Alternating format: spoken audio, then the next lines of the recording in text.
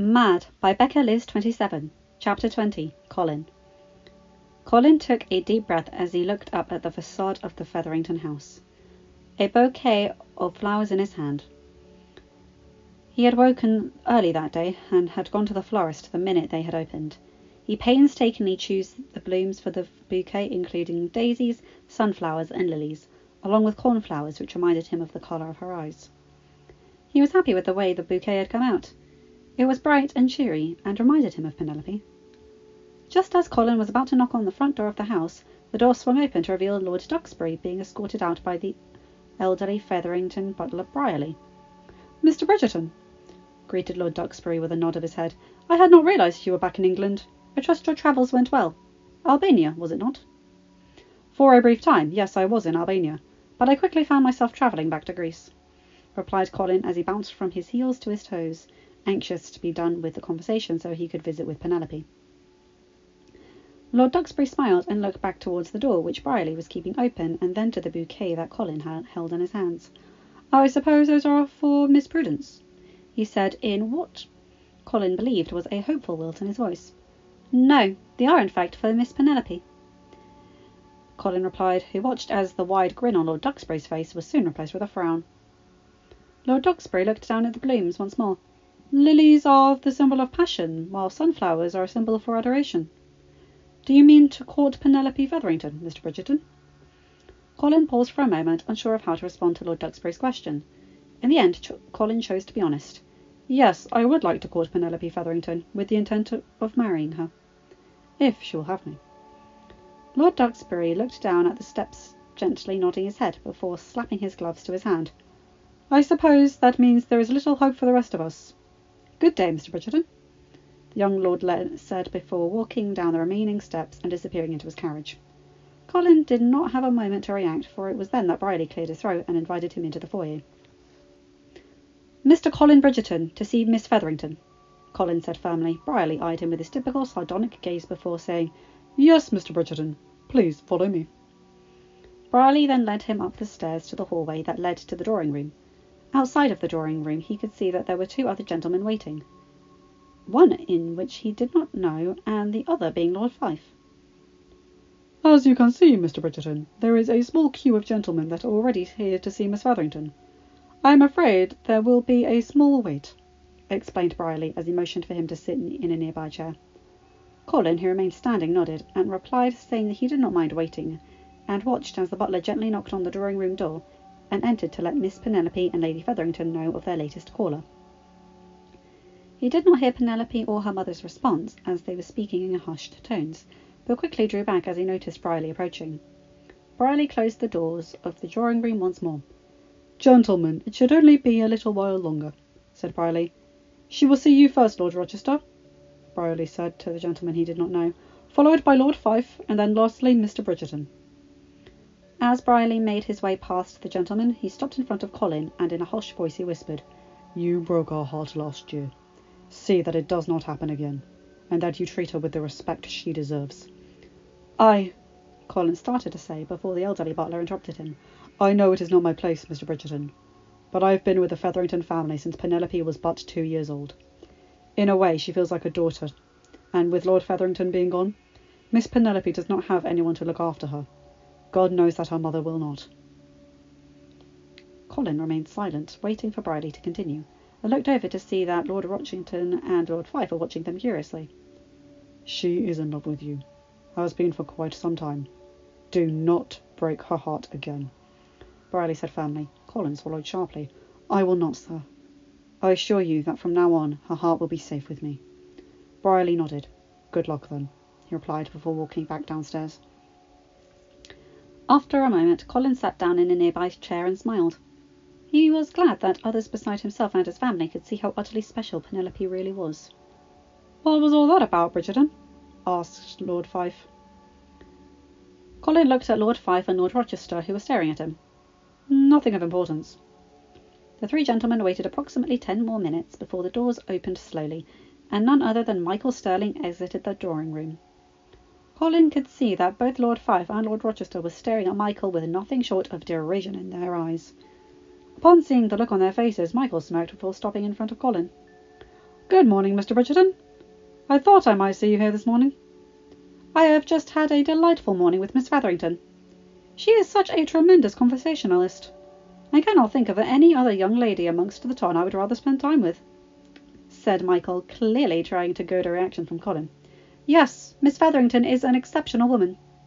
I say, Sterling, what in God's name happened to your eye? It looks like you're on the losing end of quite the fight, asked Colin, pleased to see that the bruise on Michael's face had turned a rather unpleasant shade of purple and was yellowing at the edges. "'Tis but a scratch. In a few days I shall be as right as rain," Michael replied pleasantly. "Well, I do hope it will not leave a scar." "Whatever will the young ladies do if your face has been permanently disfigured?" Colin bit back. Michael smacked at him, causing Colin's blood to boil. "Do not trouble yourself on my account, Mr. Bridgerton. I have it on good authority that young ladies particularly enjoy the appearance of a well-placed scar. Miss Penelope even said I looked like a dashing hero this morning." Colin quietly growled while Michael stared back at him like a cat who got the cream. "I wish you a pleasant rest of your day, Mr. Bridgerton." Colin watched Michael's retreating back until he disappeared around the corner.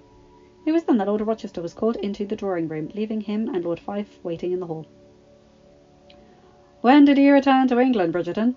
Lady Whistledown reported we should not expect you back for a number of weeks," asked Lord Fife. "The day before yesterday," Colin answered. "I see," replied Lord Fife. "Things have certainly changed since you left." Colin held in the exasperated sigh that he desperately wanted to let out, but controlled himself. "It appears so.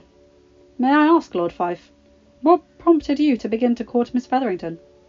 I thought I heard rumours that you were courting Miss Goring last season." Colin watched as a cool smile spread across Lord Fife's face. "Miss Goring would not make a suitable wife for a lord. She is much too eager to please, if you understand me." Colin nodded, but inside he grimaced at Lord Fife's words. He doubted that Miss Goring had just thrown herself at Lord Fife unless he had encouraged her attentions in some way. It was decidedly ungentlemanly behaviour to treat a lady in such a way. "And I have had my sights on Miss Penelope Featherington since last season. She is often overlooked, but has a decidedly quick wit, and is by far the most beautiful woman of the ton," Lord Fife said before leaning forwards towards Colin. "And her chest," Lord Fife said as his eyes rolled upward and he bit his lower lip. "I would die a happy man." Colin clenched his hands into fists and looked at Lord Fife, who was smiling at him. "Take care of how you speak of Miss Penelope, Fife. She is the epitome of a lady, and does not deserve to be spoken of in such a manner." Lord Fife let out a loud laugh that echoed from the hallway. "That is rich coming from you, especially after what you said about her last year. You are fortunate your words did not put Penelope directly on the shelf. In fact, I believe yours had the opposite effect, in fact." "I don't understand what you mean," said Colin gruffly. "I am assuming that you recall the words that you spoke of regarding Miss Penelope at Lady Featherington's ball last season?" asked Lord Fife.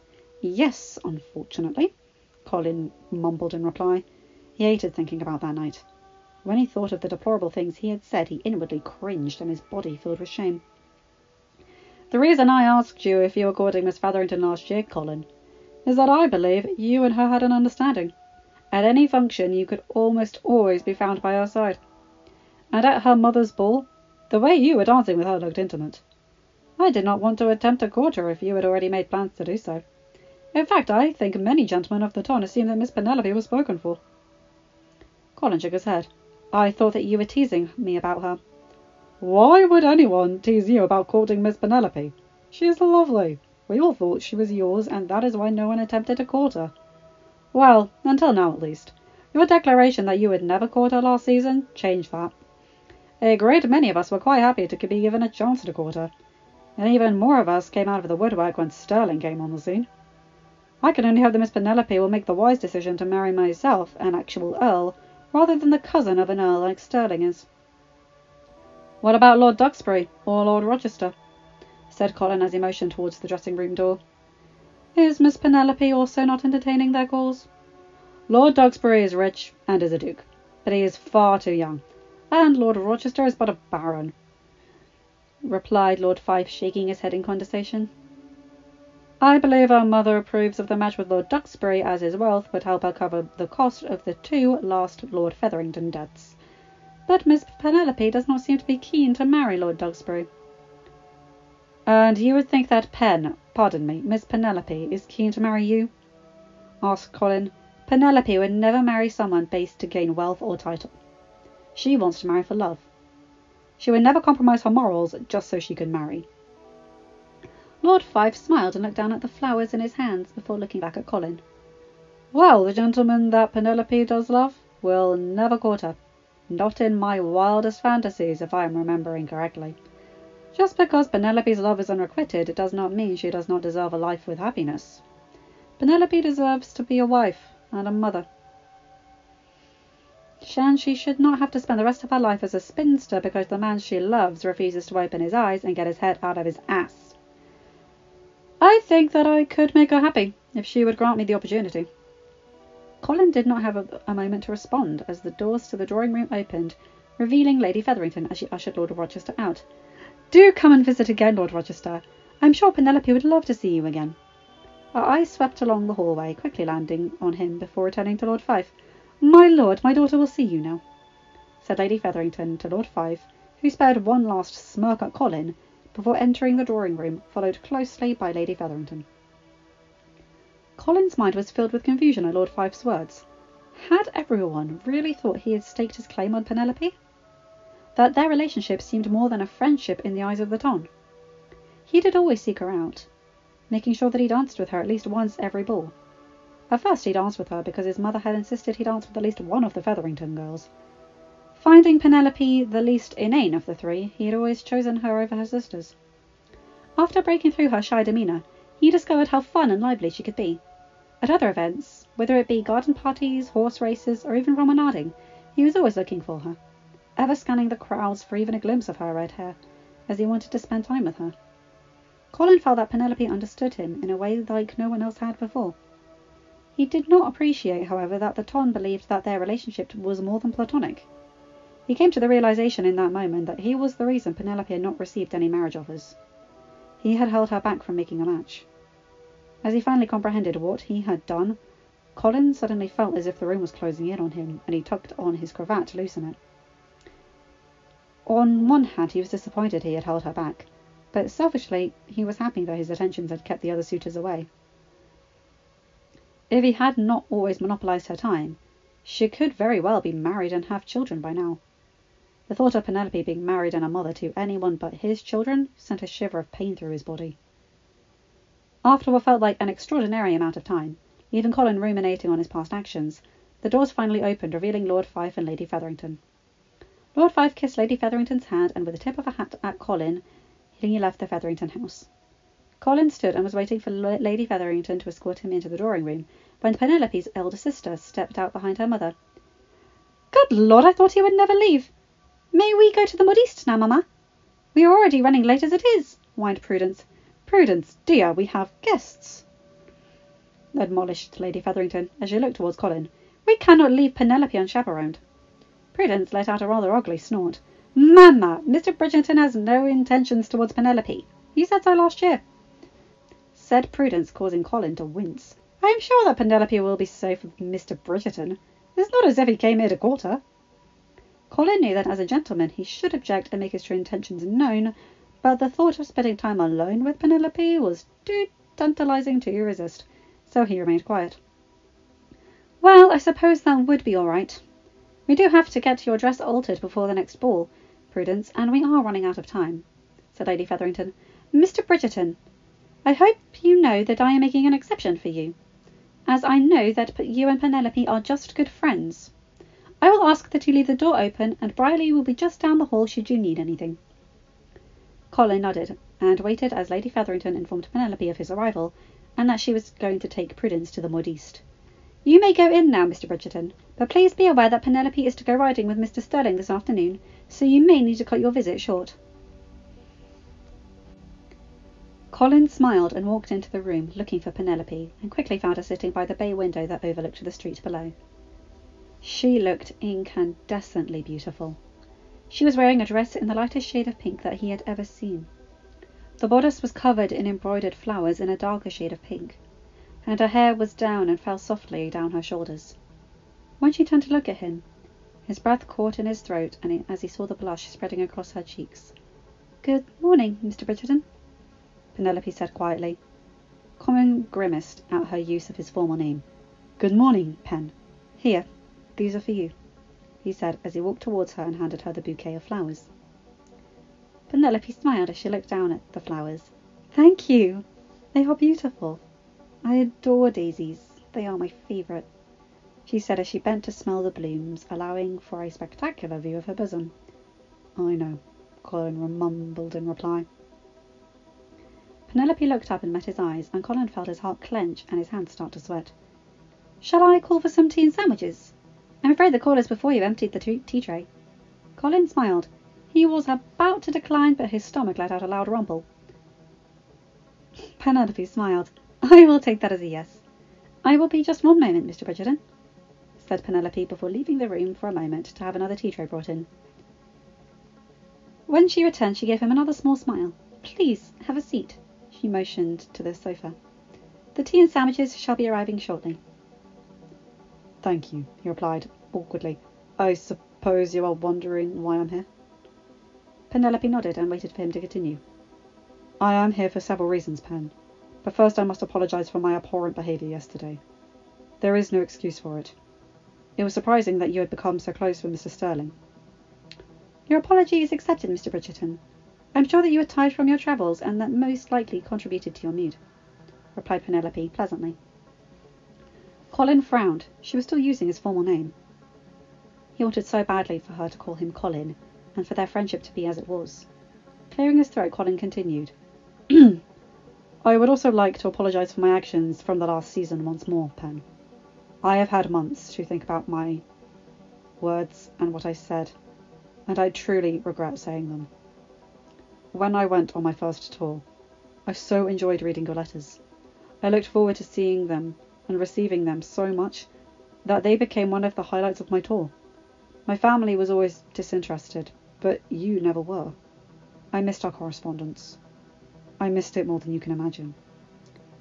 "I have missed our friendship as well, Colin," replied Penelope. "I meant what I said last season. I forgive you for what you did, and I thank you for granting me the distance that I needed to heal from you. It has helped me to heal." "I am glad of it. The fact that I hurt you after I said that you were special and that I would look out for you has been torture," Colin said in a rush. "Colin," said Penelope as she placed her hand on Colin's, "I know that the other gentlemen were teasing you. Although I did not particularly like your choice of words, I understand why you said it. We are friends, nothing more." "But, Pen," Colin began to say, but before he could finish, the housekeeper, Mrs. Varley, entered, bringing in the freshly brewed tea and a plate of sandwiches. Colin quickly removed his hand from hers. It was already inappropriate that he was alone with her. He did not want Penelope to cause her any type of scandal. "Thank you, Miss Varley," replied Penelope. She waited until Mrs. Varley exited the room before returning back to Colin. "I had them double the amount of sandwiches. I know how vicarious your appetite is." Colin grinned and watched as she prepared a cup of tea for him. She already knew how he preferred his tea. No sugar, with just a splash of milk. She knew him so well that she did not even have to ask. After handing him his cup and saucer and making a cup for herself, she turned back to him. "What were you saying, Colin?" Colin swallowed. It was going to take all of the courage he had to say this. "Pen, I am not sure if you are aware, but I was not supposed to be back in England for several weeks." "Yes, I just assumed that you missed your family. But now I know that you are looking to marry this season," Penelope said, before taking a sip of her tea. "Have you found any suitable candidates?" "I did miss my family, but that was not the main reason I have decided to come home. And yes, I believe that I found a woman who is my perfect match. I can only hope that I can be hers." Penelope slowly nodded, and it did not escape Colin's attention that she looked quite forlorn at his news. "May I ask who the lucky lady is? Perhaps I can help you win her over." Colin met her sad blue eyes and sighed. "Pen, it's you." Penelope's eyes widened. "Me?" she asked incredulously. "Yes. The reason I came home was because I needed to see you." I realised that I am in love with you. I realised as soon as I booked a passage home. Colin said, purposely leaving out the part about Hyacinth's letter. He did not want her to think that he wanted her only because another man was courting her. You love me? Yes, Colin breathed. Penelope shook her head as if she could not believe the words that he was saying to her. Why now? Colin gently took her hand in his own, his thumb rubbing across the inside of her wrist. When one finds himself in love, one should declare it, assuredly, fervently, loudly, said Colin, repeating the words that she had said long ago. He understood now that she had been trying to tell him of her feelings for him.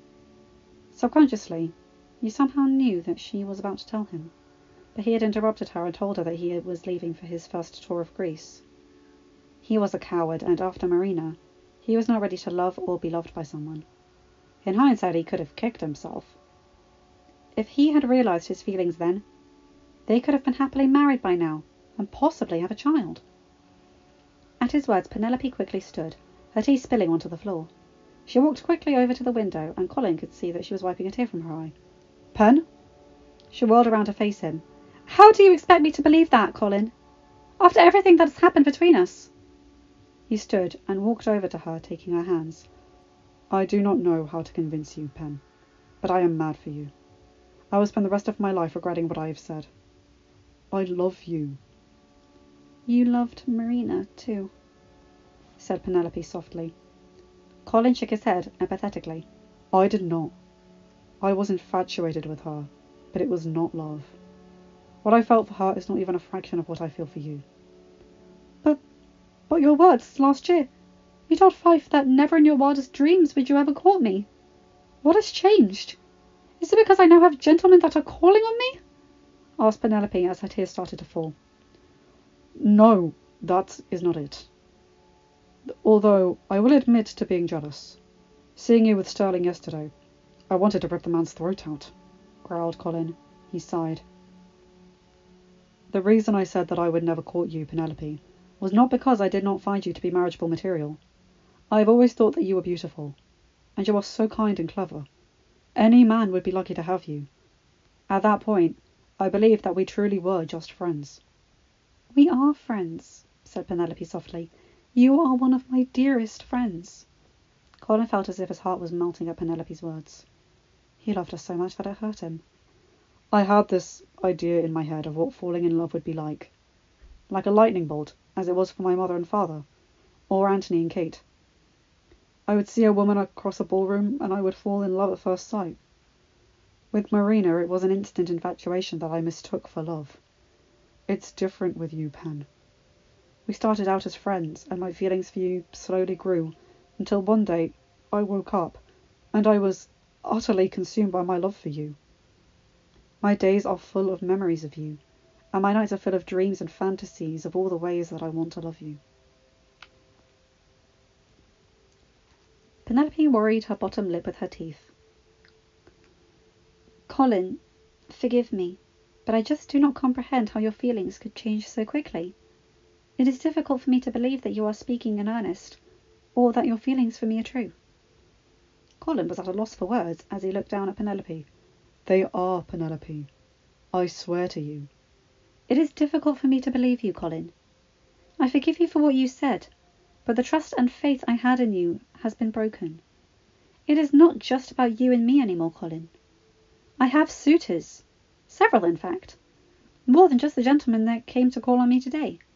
I cannot just toss them aside because you waltz back into town and tell me you love me, Penelope cried out. Why now? Why could you not love me before? Back when I Penelope before abruptly stopping and looking up at him with her sad blue eyes. Back when you loved me, Colin asked. Is that what you were about to say?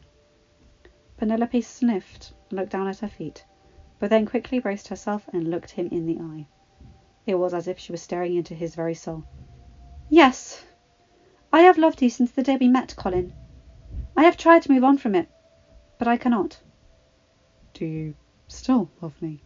Asked Colin as he moved closer to her. Yes, but, Colin, loving you has only ever brought me pain, replied Penelope, a tear falling and landing on top of her breast. What can I do to prove to you that I am serious? I will do anything. Name it, and I will do it, replied Colin seriously. Penelope turned around and looked at the bay window, contemplating her answer. It felt like an age to Colin as he waited for her reply. I am not going to dismiss my other suitors for you, Colin. She could see that Colin was about to interrupt when she held up her hand to silence him. I will, however, allow you to call on me. You will be in competition with the other gentlemen for my time and affection. It will not be easy, said Penelope as she stared at him. If you truly want me, then you must earn me, Colin. End of chapter. Hi guys, hope you enjoyed that because, oh boy, okay, I am liking this.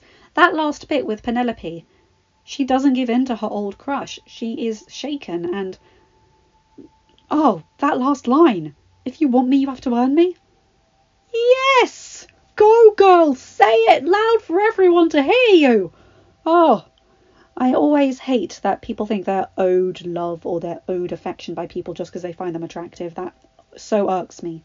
So this is quite great. I've censored it a bit. I know Bridgerton is raunchy, to say the least.